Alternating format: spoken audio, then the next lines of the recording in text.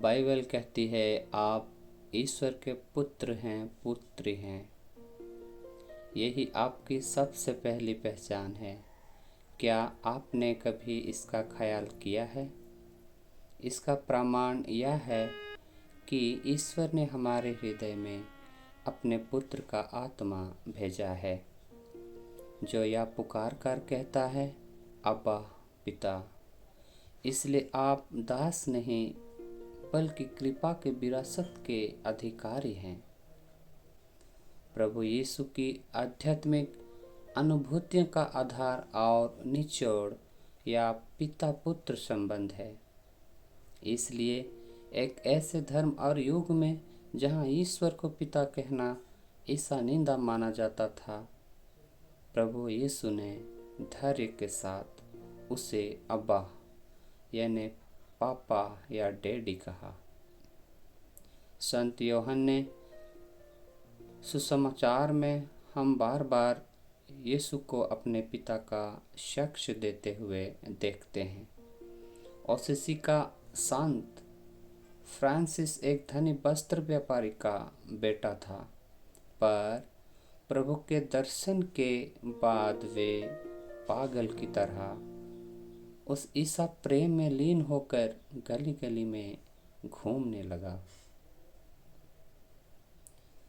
उसके पिता ने हैरान होकर उसे पकड़कर धर्मचारी के पास पेश किया और चुनौती देते हुए उस पर अपना अधिकार जताते हुए कहा, जो कपड़ा तुम अपने पहने हो तेरे बदन पर लगा है, वे भी मेरा है।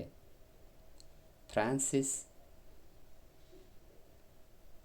ने निःशुल्क निसंकोच संपूर्ण कपड़े उतारे और नंगा होकर ऊंची आवाज में कहा, कम से कम अब तो मैं अपने ईश्वर को पिता कह सकता हूँ। ईश्वर आपका मेरा हम सब का पिता है। संत पौलुस कहते हैं, जब उत्तराधिकारी आवश्यक है, वे सारी संपत्ति का स्वामी होते हुए भी दास से भी किसी तरह भिन्न नहीं है।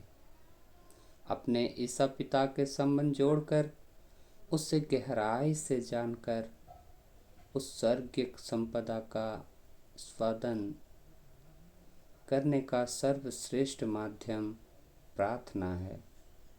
संत यूहन्ना के सुसमाचार में प्रभु कहता है, मैं दाख लाता हूँ और तुम डालियाँ हो। जो मुझ में रहता है, मैं जिसमें रहता हूँ, वही बहुत फलता है, क्योंकि मुझसे अलग रहकर तुम कुछ भी नहीं कर सकते। प्रभु से जुड़ते ही इंसान के जीवन में फूल और फल लगने लगते हैं। अतः जब तक हमारा ईश्वर के साथ संबंध गहरा नहीं है, तब तक हमारे प्रार्थना के शब्द, कर्मकांड, पूजा, उपासना और अन्य क्रियाएं प्रभावहीन रहेगी। इसलिए ईश्वर से गहरा संबंध जोड़ने का प्रयास कीजिए।